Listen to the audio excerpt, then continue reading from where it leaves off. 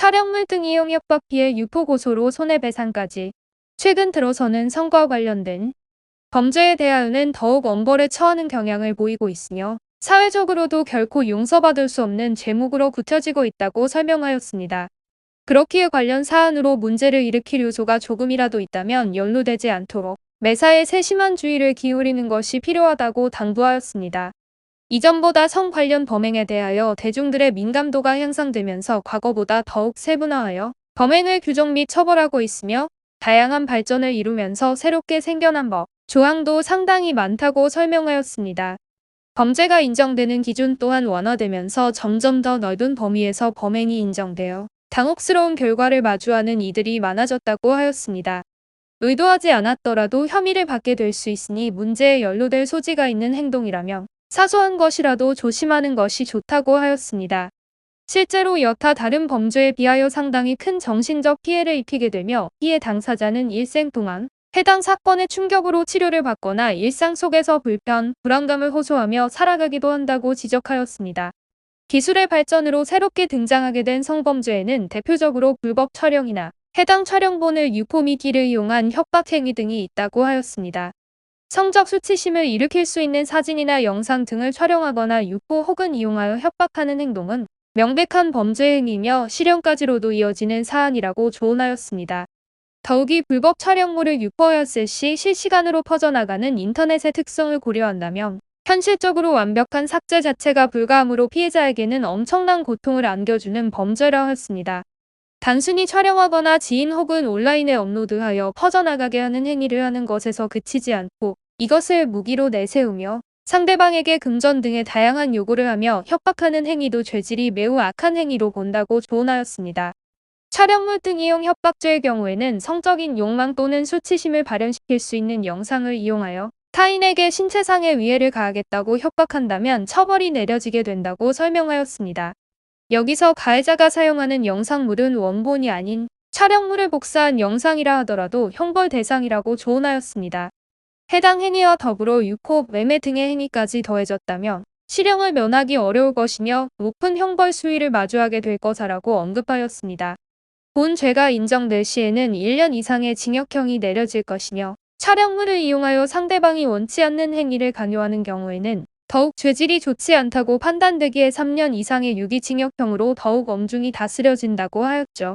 촬영물 등 이용 협박 피해를 당하였다면 촬영물 등 이용 협박 고소에 즉시 나서야 한다고 전문 변호사는 당부하였는데요. 피해 당사자의 경우에는 실제로 상대방이 협박한 내용을 이행하거나 유포할 것이 두려워 촬영물 등 이용 협박 고소를 망설이는 경우도 많은데 사실상 상대방의 요구를 한번 들어준다고 하여 문제가 해결되지 않으며 점점 더 힘든 상황이 펼쳐질 것이라 조언하였습니다. 상대방의 요구를 한번 들어주게 된다면 이후 이것이 무기가 되어 상대는 계속적으로 다양한 요구를 해올 것이며 수위는 점점 높아지고 그 끝을 알 수 없을 것이라고 간언하였습니다. 피해자는 지속적으로 엄청난 정신적 타격을 마주하게 되며 홀로 견디기 힘든 충격으로 삶은 더욱 피폐해질 것이라고 하였죠. 이러한 고통에서 빨리 탈출하는 방법은 최대한 빠르게 전문 변호사의 조력을 받아 촬영물 등 이용 협박 고소를 진행하고 해당 피해에 대하여 손해배상까지도 청구해야 한다고 충원하였습니다. 특히 성범죄 전담 로펌의 조력을 구해야 하는 이유는 확실한 전문가의 조력 없이는 피해자가 가벼운 처분으로 풀려나는 사례도 많기 때문이라 하였죠.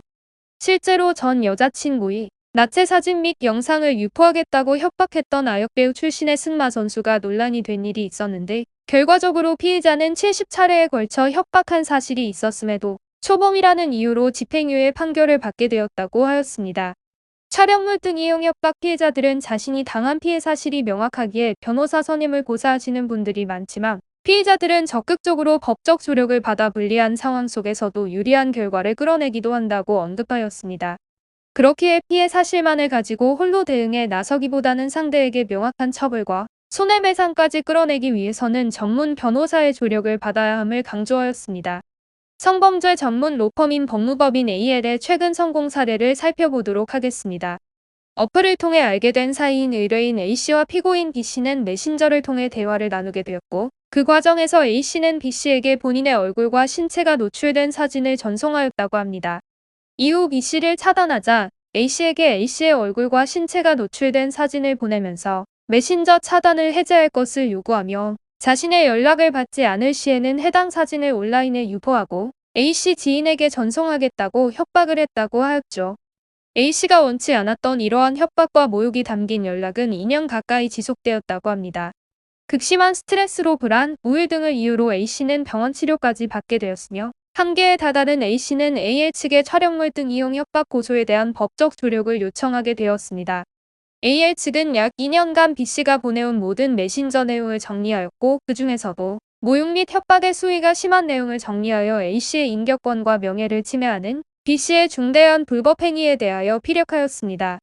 더구려 B씨의 이러한 행위는 스토킹 처벌법 위반에도 적용되는 사안임을 강조하였고 추가적으로 A씨가 겪은 심각한 수준의 정신적 고통에 대하여도 간절히 호소하였습니다. 본 사건에 대한 형사상 처벌 및 손해배상이 이뤄지는 것에 그치지 않고 AL 측은 재판 이후 B씨의 추가적인 범행을 사전에 막고자 간접강제 신청을 진행하였다고 하였는데요. AL 측이 신청한 간접강제는 피고가 소지하고 있는 원고의 사진 등을 모두 폐기하고 만약 원고의 사진 등을 소지하거나 복제, 공개, 유포 등을 할 경우 일회당 정해진 금액의 돈을 원고에게 지급하도록 하는 내용이었습니다. 결과적으로 재판부는 B씨 측의 불법 행위를 모두 인정하였으며 정신적 피해에 대한 손해배상을 지급할 것은 물론이고 판결 이후에도 피고가 불법 행위를 계속할 개연성이 인정되어 원고의 인격권 등을 침해하지 못하도록 금지시킬 필요성이 인정되기에 간접강제 신청까지 받아들이면서 최종 승소하였습니다. 동일한 사안이더라도 성범죄 전문 변호사의 조력을 받느냐, 받지 않느냐에 따라 판결의 결과와 그 이후 피해 당사자의 일상에도 큰 차이가 있을 것이라고 강조하였습니다. 단순히 승소 판결만을 목적으로 한다면 이후에도 보복 등의 이유로 2차적인 피해를 당하게 될 수도 있는 사안이라 하였죠. 성범죄 전문 로펌인 법무법인 AL에서는 단순히 승소만을 목적으로 하지 아니하고 앞으로의 의뢰인의 인생을 진심으로 걱정하고 고려하여 최대한 피해를 입은 사안을 회복하고 향후 보복에 대한 대비책까지 마련함으로써 최선의 결과를 안겨드리고 있습니다. 촬영물 등 이용 협박 피해로 촬영물 등 이용 협박 고소를 염두에 두고 계신다면 신속히 법무법인 AL 측에 연락해 주셔서 피해를 최소화하시기를 권해드립니다. 법무법인 AL에서는 성범죄 사건에 대하여는 24시간 전문 변호사가 대기하며 비용 없이 상담을 진행해드리고 있습니다. 비대면 채널에 한하여는 비용 부담 없이 전문 변호사와 상담이 가능하니 신속한 현실적인 대응책 마련을 원한다면 상단의 이미지를 참고하여 도움을 받아보시길 바랍니다.